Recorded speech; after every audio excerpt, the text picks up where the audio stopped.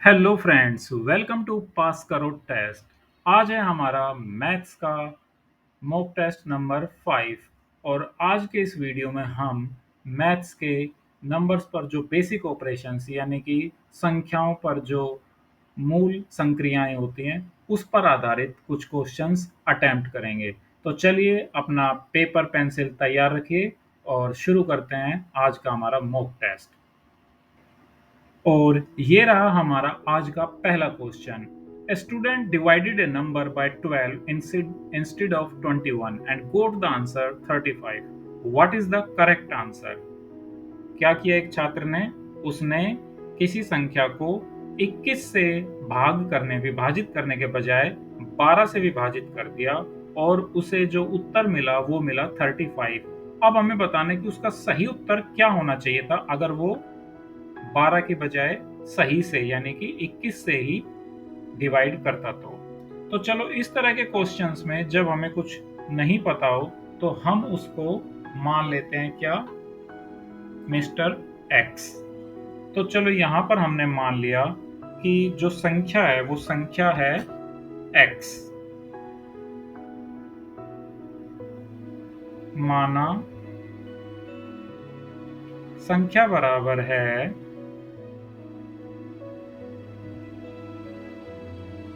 X. अब हुआ क्या है? हुआ ये है कि उसने x को किससे भाग कर दिया है? 12 से। यानी x बटा 12 इज इक्वल टू कितना? आंसर कितना आया है? x को जब 12 से भाग किया तो 35। तो x कितना होगा? अब ऐसी जगह पर हम क्या करते हैं? हम करते हैं x की वैल्यू निकालने के लिए यहाँ x को अकेला छोड़ देते हैं। x को अकेला छोड़ने के लिए ये जो डिनोमिनेटर है ये इस इक्वल के साइन के दूसरी तरफ चला जाएगा और जो यहाँ पर डिनोमिनेटर होता है जब वो इस इक्वल के साइन के दूसरी तरफ जाता है तो यहाँ पर अगर ये डिवाइड हो रहा है तो इधर जाके मल्टीप्लाई हो जाएगा। यानी कि इसका नेक्स्ट स्टेप क्या होगा? x इज इक्वल टू 35 और ये 12 इधर आके मल्टीप्लाई हो गया तो ये कितना हो गया? 35 इंटू 12 होता है 420। यानी कि वो संख्या कितनी है? x है। लेकिन हमें वो संख्या नहीं बतानी है, हमें बतानी है कि सही उत्तर क्या मिलना चाहिए था उसको अगर वो उस संख्या को किससे भाग करता? 21 से भाग करता। तो यानी कि अब हम 420 को भाग कर देते हैं किससे? 21 से। और ये तो इजियर है, 21 दूनी 42। तो यहाँ पर आंसर आ गया हमारा 20। और 20 ऑप्शंस में कहाँ पर है? ये रहा हमारा सबसे पहला ही ऑप्शन, ऑप्शन ए है 20। तो इस तरह से हमारा सही आंसर निकल आया। हमने यहाँ पर ऑप्शंस देखे ही नहीं, हमने अपना जो स्टेप्स थे उनको फॉलो किया और हमारा जो आंसर आया वो हमने फिर बाद में देखा कि कहाँ पर है ये वाला आंसर। तो ये हमें मिला ए में और इस तरह से हमारा उत्तर आ गया। चलो अब नेक्स्ट क्वेश्चन देखते हैं। नेक्स्ट क्वेश्चन है how many total tens digits are there in the counting from 1 to 99। एक से लेकर 99 तक की गणना में दहाई के कुल कितने अंक हैं? टेंस के डिजिट कितने हैं? तो एक से लेकर 99 तक हम देखते हैं 100 तो नहीं हो सकते ना, 100 कहाँ से आ जाएंगे जब संख्या ही हमने 1 से 99 तक लिखी है। चलो लेकिन इसको भी हम सोल्व करके ही देख लेते हैं। पहले लेते हैं 1 से 10 तक, 1 2 10। यहाँ पर दहाई के अंक कितने हैं? सिर्फ एक है, कौन? 10।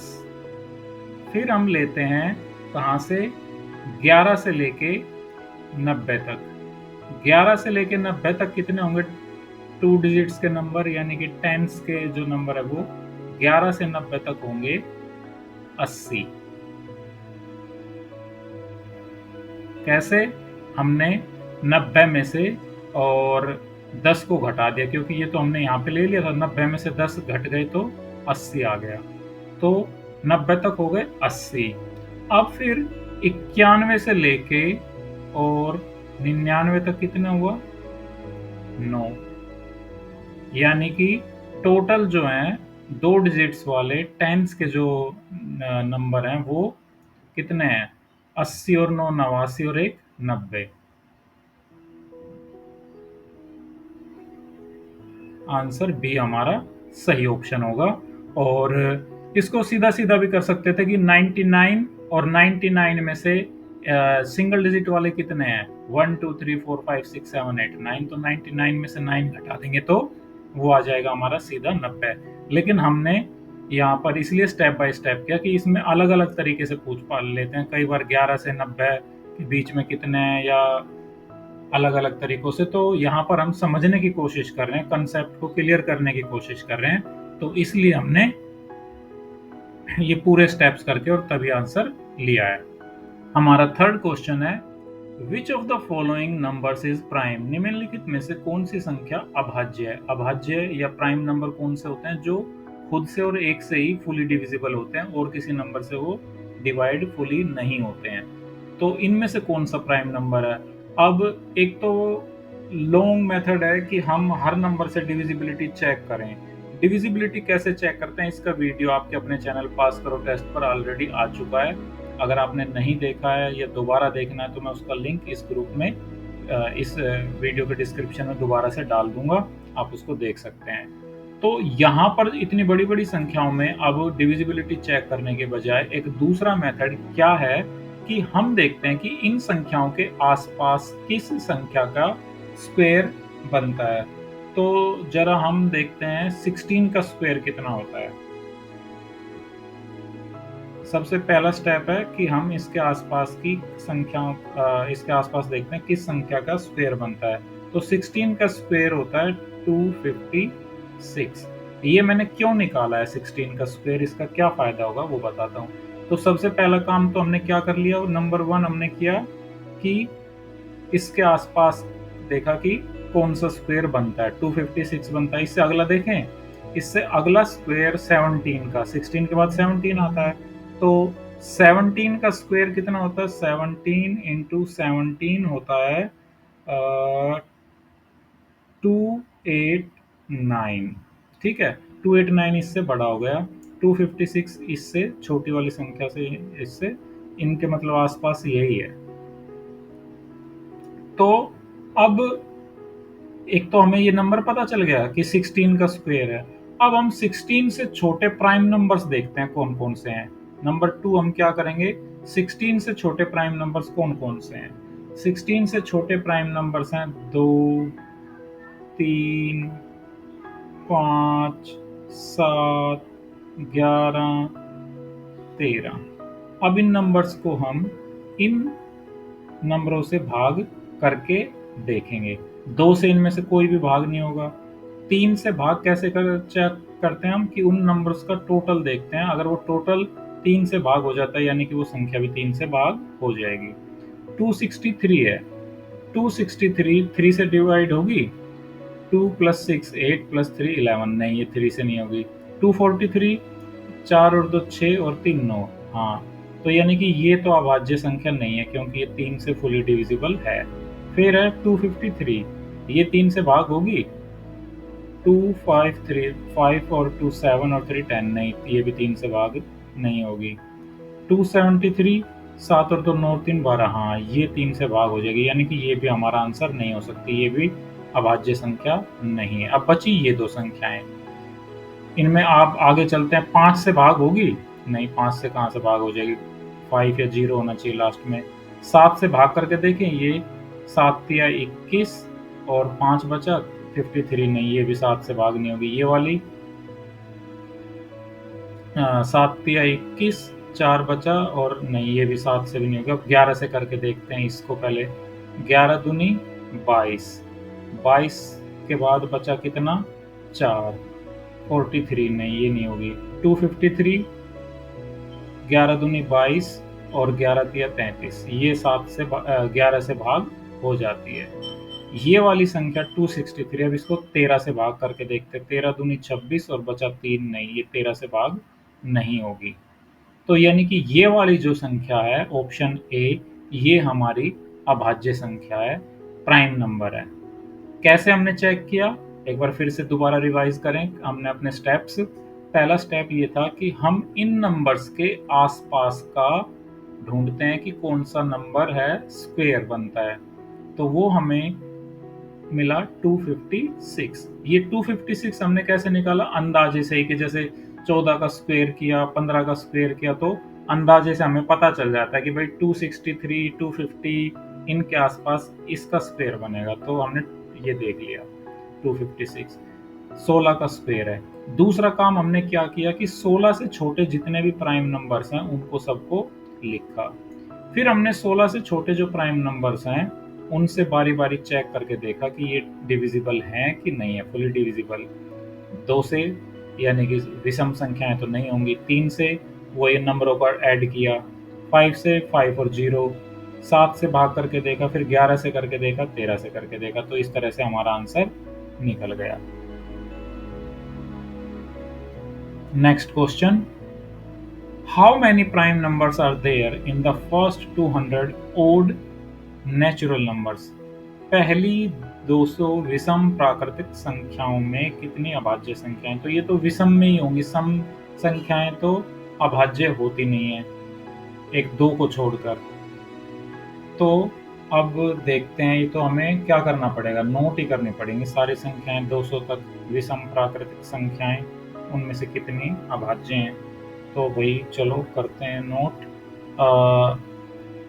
3, उसके बाद 5, उसके बाद 7, 7 के बाद 11, 11 के बाद 13, 13 के बाद 17, 17 के बाद 19, फिर 23, 23 के बाद कौन सी होगी अभाज्य संख्या? 29, फिर 29 के बाद कौन सी होगी? 31, फिर 31 के बाद कौन सी होगी? 37, फिर 37 के बाद कौन सी होगी? 37 के बाद होगी 38, 39, 40, 41, 41 के बाद 43, फिर 43 के बाद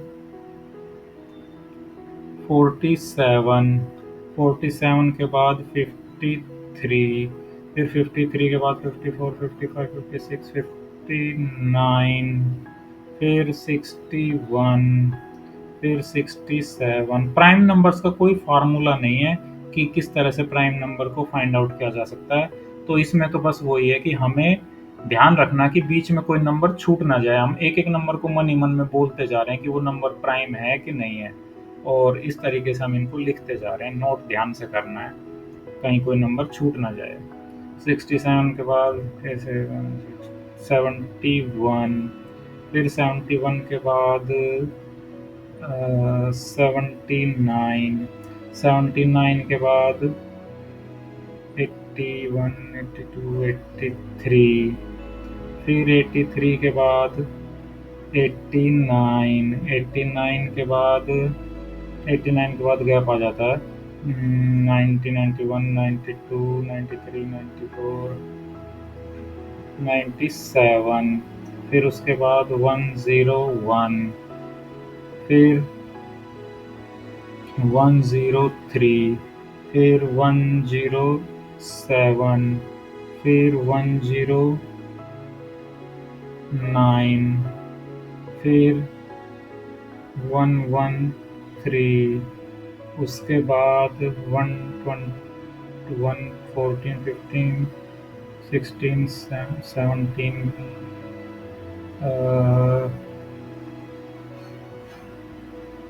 127 आएगा सीधा। फिर 131, फिर 34, 35, 137, फिर 139, फिर आएगा 141,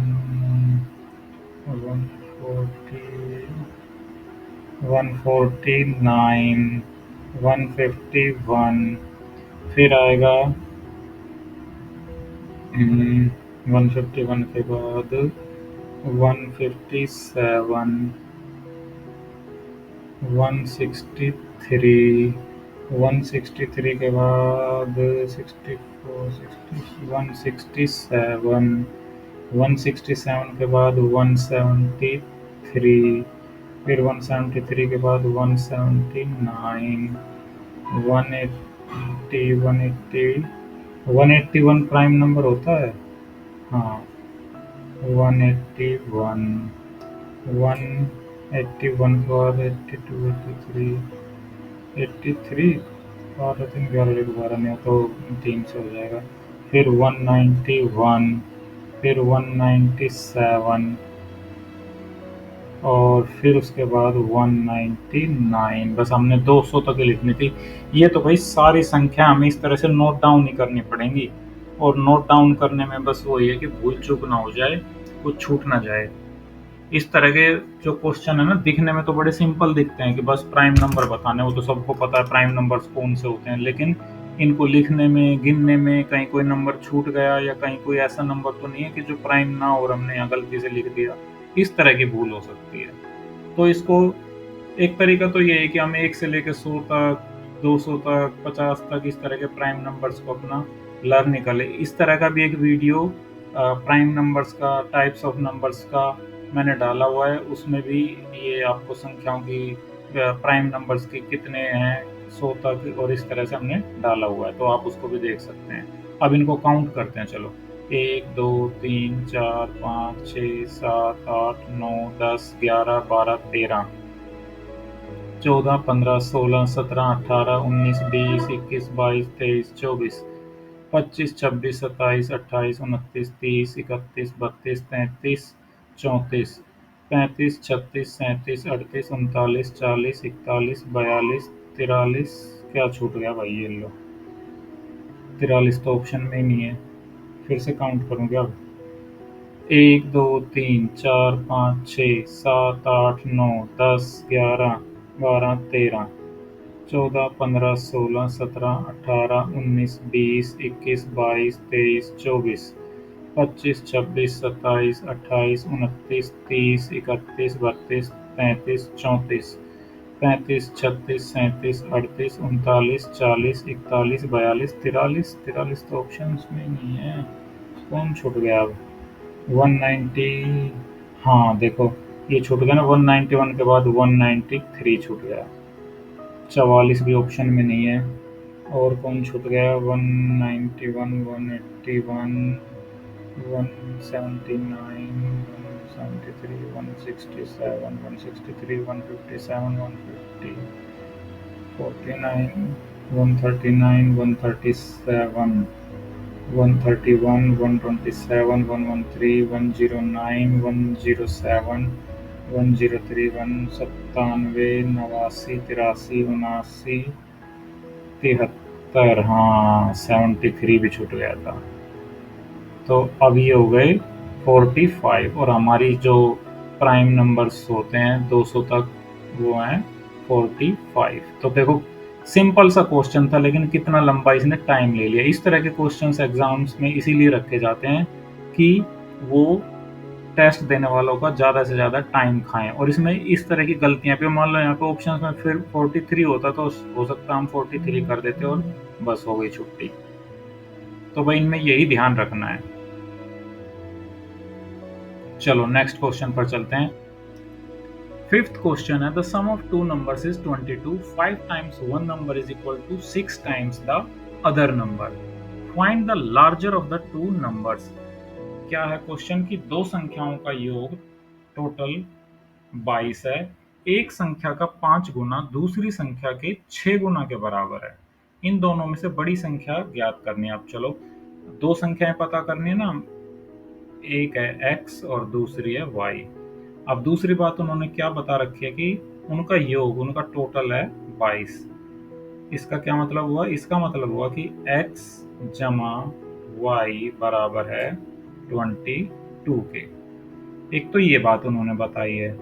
दूसरी बात उन्होंने बताई है कि x को 5 से गुणा कर दो तो वो y के 6 गुना के बराबर होता है। ठीक है, हमें दो बातें पता चल गई। यहाँ पर अगर हम खाली x की वैल्यू अगर निकालें तो वो क्या आएगी, x आ जाएगा हमारा ये 6y है ना, 5 इसके इस तरफ अगर हम लेके आएंगे तो बटा में नीचे आ जाएगा 6y अपॉन 5, या y इधर कॉमन रख देते हैं, यहाँ से y को हटा देते हैं, ठीक इस तरह से। तो अब हम अगर इस इक्वेशन में x की जगह पर 6/5y रख दें तो क्या होगा? तो बस ये दो अननोन की जगह एक ही अननोन बचेगा। अभी तो हम दोनों को नहीं जानते ना, फिर कम से कम इतना तो हो जाएगा कि एक ही वो रह जाएगा जिसको हम नहीं जानते। तो 6/5y plus y is equal to 22। इन दोनों को हम जोड़ लेते हैं। ये दोनों जोड़ने के लिए इन दोनों का डिनोमिनेटर सेम होना चाहिए। तो कानून के अंदर जायज़ है कि हम किसी नंबर को नीचे उसके 1 लिख दें डिनोमिनेटर में। साथ ही हम अगर दोनों को ऊपर भी नीचे भी, न्यूमरेटर और डिनोमिनेटर को एक ही संख्या से गुणा कर दें तो वो भी कोई कानूनी जुर्म नहीं है, अगर हमें इससे कोई सुविधा हो रही है तो ये हो जाएगा हमारा 5/5y। ऐसा हम क्यों कर रहे हैं? ऐसा हम इसलिए कर रहे हैं कि 6/5y प्लस 5/5y को अब हमारे लिए जोड़ना आसान हो जाएगा। 5 कॉमन और 6 प्लस 5 कितना हो गया? इसको सीधा ही लिख लें, 6 प्लस 5 हो जाएगा 11। तो 11/5y is equal to 22। y कितना आ जाएगा हमारा? y हमारा आ जाएगा, ये यहाँ पर 22 था ना, ये 11/5 दूसरी तरफ आके पलट जाएगा, 5 तो आ जाएगा ऊपर और 11 आ जाएगा नीचे। अब इसको सिंप्लीफाई कर लो, 11 दूनी 22, तो 2 पंजे कितना होता है? 10। y की वैल्यू आ गई हमारी 10, और x प्लस वाई 22 था, अगर y 10 है तो x कितना हो गया हमारा? 12। इन दोनों में से बड़ी संख्या कौन हुई? x, यानी कि ये ऑप्शन ए 12 ये हमारा सही आंसर होगा। तो इस तरह से आज हम क्वेश्चन तो कर पाए 5, लेकिन सारे क्वेश्चंस को स्टेप बाय स्टेप आराम से तसल्ली से समझ समझ के हमने किया, ताकि हमें इनको एग्ज़ाम में जब हम करें तो ठीक से कर पाएँ, हमारी उसमें एग्ज़ाम में कोई गलती ना हो। तो फ्रेंड्स, ये थी हमारी आज की मैथ्स की प्रैक्टिस मॉक टेस्ट नंबर 5 में, और मुझे उम्मीद है कि आपने भी साथ में अपनी कॉपी पेंसिल लेके इनकी प्रैक्टिस की होगी। और अगर आपको कोई भी मुश्किल अभी भी आ रही है तो आप कमेंट्स में लिख सकते हैं, और हम साथ मिलकर इसी तरह से इनकी क्वेश्चंस की प्रैक्टिस करेंगे, ताकि आने वाले किसी भी एग्ज़ाम में कोई दिक्कत ना आए। तो अगर आपको ये वीडियो पसंद आया है, आपने इस वीडियो में कुछ नया सीखा है, तो please like, share and subscribe. Pass करो test. Thanks very much for watching this video.